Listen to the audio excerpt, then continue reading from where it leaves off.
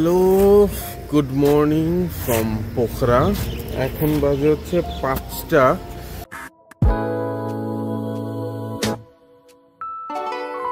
সকাল 5টার মধ্যে আমরা পৌঁছে গেছি। মাঝখানে আসলে বেশ অনেকগুলো ব্রেক দেওয়া হয়েছে, 3টা ব্রেক দেওয়া হয়েছে। সো তারপরেও 5টার দিকে আমরা পৌঁছে গেছি। এখন পর্যন্ত সূর্য পুরোপুরি উঠে নাই, আর আমাদের ব্যাগ ট্যাগ সব কিছু নামায় দিছে এখানে। ধুলাই ব্যাগের যে অবস্থা, that's quite horrible. That's the tourist bus area.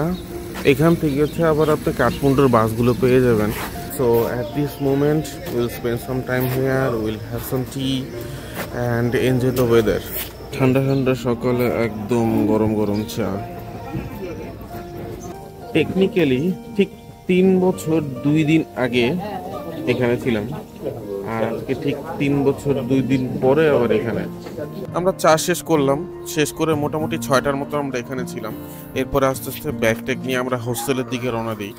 আর হোস্টেলে যেতে এখান থেকে মোটামুটি বাই ওয়াকিং 30 মিনিটসের মতন সময় লাগবে।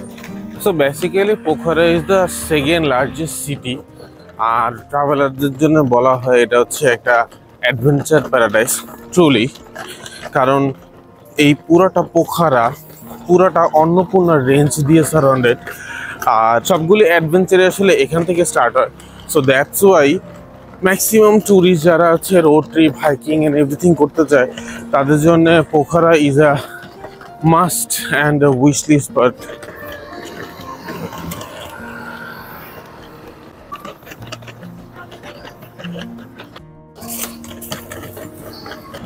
পোখরা আসার পরে প্রথমে যে জিনিসটা একটু হাইকেও থাকে, হাইক না অ্যাকচুয়ালি, যেটা একটু ডিফিকাল্ট থাকে সেটা হচ্ছে air pressure.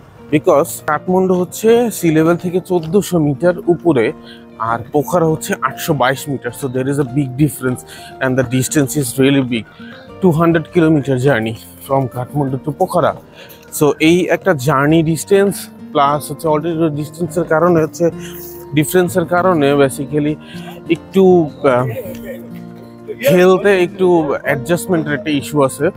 So normally preferable যে কোনো হাইকিং বা ট্রেকিংয়ে যাওয়ার আগে ডেফিনেটলি 1 ডে আসলে পোখরাতে স্টে করা, সো দ্যাট আপনার বডি অ্যান্ড এভরিথিং একটু ওয়েদারের সাথে আপডেট হয়ে যাবে। পোখরার এই ফেওয়া লেকের পাশের এই জায়গাটা আমার খুবই পছন্দের। লাস্ট টাইম যখন আসছিলাম ঠিক এই সময়টাতেই ওয়েদার এত নাইস, আর এই জায়গার ভিউটা এত সুন্দর। So we are almost near to our hostel. So I'll be staying in Pokhara Backpackers Hostel, which is very, very, very popular in Pokhara. সকাল সকাল একদম শান্ত পরিবেশ, অনেকেই অলরেডি ট্রেকিং এর জন্য বের হয়ে গেছে। আর যারা এখানে ট্রাভেলে আসে তারা এই ওয়ালের ভিতরে তাদের উইশগুলো লিখে যায়। তো আমরা রিসিপশনে ব্যাকপ্যাক রাখলাম, কিছুক্ষণ ওয়েট করলাম। এরপরে ফাইনালি আমরা আমাদের রুমের জন্য এনকোয়ারি করি এবং রুম ফাঁকা ছিল already. So we have checked in and got our room and beds. তো আমরা 4 বেডের রুমে বুক করেছিলাম ফার্স্টে অনলাইন থেকে। তো আমাদের পড়েছিল 950 rupees per day with breakfast. So basically Bangladeshi টাকায় 912 টাকার মতন। রুমে বাথরুম ইনক্লুড ছিল, বাথরুমটা বেশ ভালোই বড়। আমি এখানে আগেও থাকছি, so I have that idea যে রুমগুলো কীরকম হয়। It's really neat and clean. বাইরের এই ওয়ালটা আমার খুবই পছন্দ। এখানে যতগুলো ট্র্যাক টুকাট আছে এই সব পুরোটাই আঁকা। সো এটা একটা ট্রেকিং ভাইব দেয়। আর this is the lobby area. এখানে আপনার ব্রেকফাস্ট সার্ভ হয়, প্লাস এখানে আপনি চিল করতে পারবেন, অনেক বুক থাকে আপনি পড়তে পারবেন, আড্ডা দেওয়ার মতন স্পেস আছে। আর বাইরে এখানে আরেকটা বিল্ডিং, এটা হচ্ছে পোখরা ব্যাকপ্যাকার হোস্টেলে। সো রুমের অ্যালোকেশন এখানেও হয় মাঝে মাঝে।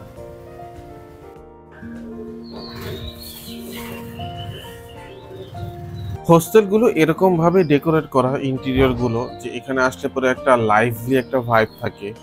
আর that was my first hostel experience in my life. So এখানে আবার সেকেন্ড টাইম আমার আসা। সবকিছু শেষে রুমে এসে আমি আমার জিনিসপত্রগুলো হচ্ছে আমার যে লকার সেখানে অ্যারেঞ্জ করে রাখলাম, and I need to have a clean bath. তো 1 ঘন্টা ন্যাপ নিলাম, খুবই টায়ার্ড লাগতেছিল। সারা রাত বাস জার্নি, তো 200 কিলোমিটার, এই অলমোস্ট 11 ঘন্টার মতো। এখন বাইরে থেকে ব্রেকফাস্ট করবো।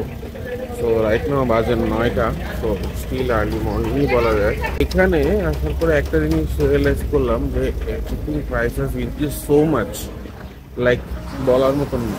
যেটা গত বছর যখন আমি ট্রানজেকশন করে, যখন গত বছরে বাংলাদেশি টাকা হিসেবে ছিল 70 টাকা, 75 টাকা, 100 টাকা, মানে 100 রুপিস, সেইটা 96। তো অলমোস্ট বাংলাদেশি টাকা আর নেপালি রুপিস অলমোস্ট সিমিলার, মানে সব কিছু প্রাইসই ডাবল হয়ে গেছে। তো Nepal is not cheap anymore. সকাল সকাল আমরা হাঁটতে হাঁটতে বের হয়ে গেলাম কোনো একটা রেস্টুরেন্টে সকালে নাস্তা করার জন্য। এই স্টুডিওটা খুবই সুন্দর, স্টুডিও গ্যালারিটা। এখানে সবগুলো হ্যান্ড পেন্টিং সেল করে, আর একদম অপোজিট হচ্ছে ফেওয়া লেক। খুবই অ্যামেজিং সকালবেলার ভিউটা। বাট প্রবলেম ইজ এখনও খুব একটা দোকানপাট খুলে নেই, সো আমরা নাস্তার জন্য স্ট্রাগল করছি। সো ফার্স্ট নেপালের পোখারার নাস্তা সকাল সকাল, ইটস রিয়েলি কস্টলি। আমরা অর্ডার করছিলাম হচ্ছে নেপালি থালি, 4টা পুরি, ভেজ, কার্ড আর পিকলস। পিকলসের হালত খুবই খারাপ, খুবই কম, have to ask. But puri বেশ বড় বড়। It cost 320 Nepali rupees. So let's try.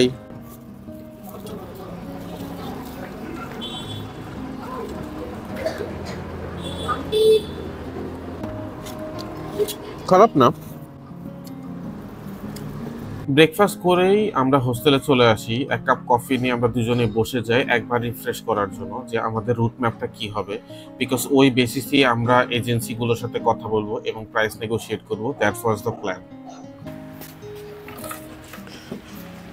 So বেশ খানিক ঘোরাঘুরি করার পরে, অনেকগুলি জায়গা ভেরিফাই করার পরে, ইনফ্যাক্ট হোস্টেলও ভেরিফাই করার পরে ফাইনালি আমরা একটা জায়গায় ফিক্স আপ হলাম, যেখান থেকে হচ্ছে আমরা এবিসি ট্র্যাকটা কনফার্ম করলাম। আজকে কালকে সকাল থেকে শুরু হবে।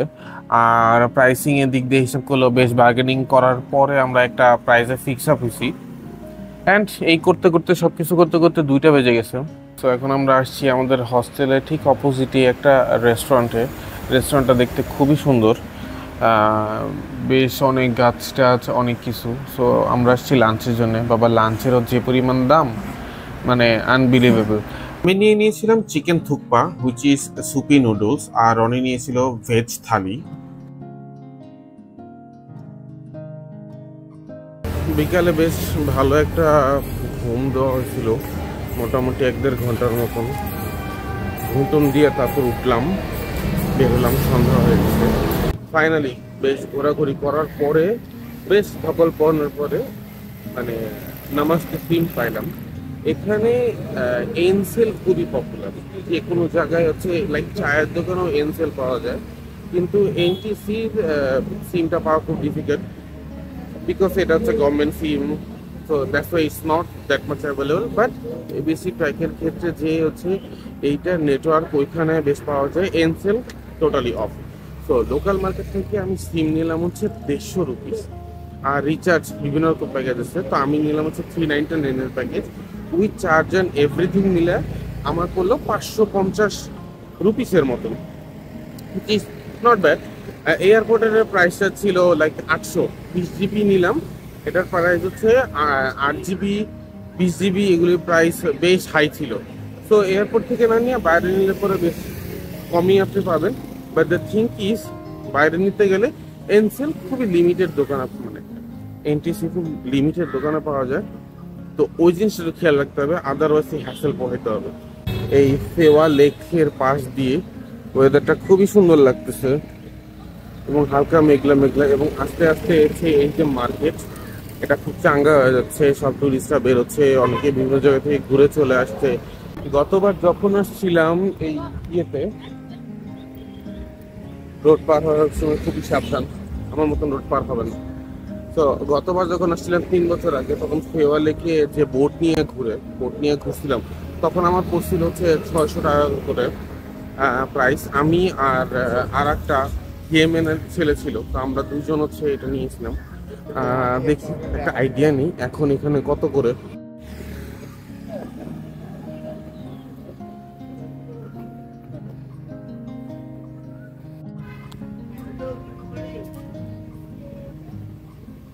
এখন আসলে বোট বন্ধ হয়ে গেছে, তো এখন চাইলে বোট নেওয়া যাবে না, বিকেলের দিকে থাকে। তো অবভিয়াসলি এখন কোনো ইচ্ছাও নাই। প্রাইসটা দেখার ইচ্ছে ছিল, সামনে যেয়ে দেখি প্রাইস কত করে এখন। সো অনেকে হচ্ছে বোটিং করে আসতেছে। Here is the boat. So now this is the new price. So after 2 years যেটা ছিল 600 সেটা হয়ে গেছে 900। You boat ride own self 800। You ride boat. So technically আসলে সব কিছু প্রাইসই বেড়ে গেছে for sure. And here is the thing, আপনাকে লাইফ জ্যাকেট দিয়ে দিবে, অ্যান্ড তারপর হচ্ছে আপনি এখান থেকে বোট নিয়ে যাবেন। আপনারা 2 জন বা 3 জন পার্সন হলে পরে it's better, at least price save হয়। আকাশ যখন ক্লিয়ার থাকে মাঝে মাঝে এই ফেওয়া লেক থেকে হচ্ছে এই অন্নপূর্ণা রেঞ্জটাকে দেখা যায়, বাট এখন আসলে ওরকম ক্লিয়ার নাই। আমি লাস্টবার এখান থেকে দেখছিলাম বোটিং করার সময় হচ্ছে এটা দেখাচ্ছিল।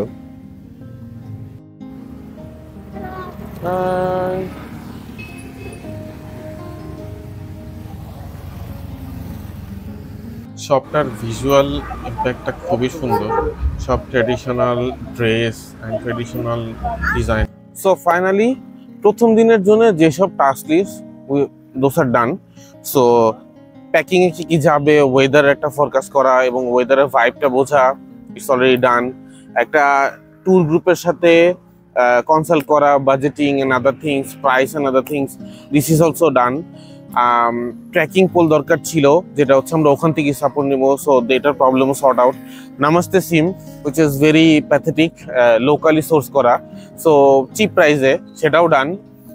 আর এই তো মোটামুটি যে বেসিক যে জিনিসগুলো সেটা সব কিছুই ডান। আমরা অলরেডি আমাদের যে গাইড থাকবে কালকে থেকে, গাইডের সাথে আমরা মোটামুটি প্ল্যান আপটা ফিক্স করে নিছি এবং price was very competitive. So সব কিছু মিলা প্রি প্ল্যান যে সব জিনিসগুলো সেগুলো ডান। এবং কালকে আমরা যে এক্সট্রা লাগেজ বা এক্সট্রা যে ব্যাগগুলো আছে সেটা হচ্ছে এখানে স্টোর করে যাবো, বিকজ আসার পর আমরা এখানেই থাকবো। সো যদি আমরা ট্র্যাক শেষে আবার এখানেই বুকিং করি আমাদের হোস্টেলে বা হোটেলে, আপনি হচ্ছে 1 সপ্তাহের জন্য বা 10 দিনের জন্য আপনাদের ব্যাগ এখানে স্টোর করে যেতে পারবেন without any extra charge. So সেটাও কমিউনিকেশন ডান। সো মোটামুটি বলা যায় অ্যাডমিনিস্ট্রেশন পার্ট হিসেবে we are almost ready. Now the thing is কিভাবে আমরা যাব, মানে আলটিমেটলি প্ল্যানটা কি হবে সেটা হচ্ছে একটা মেইন ফ্যাক্ট।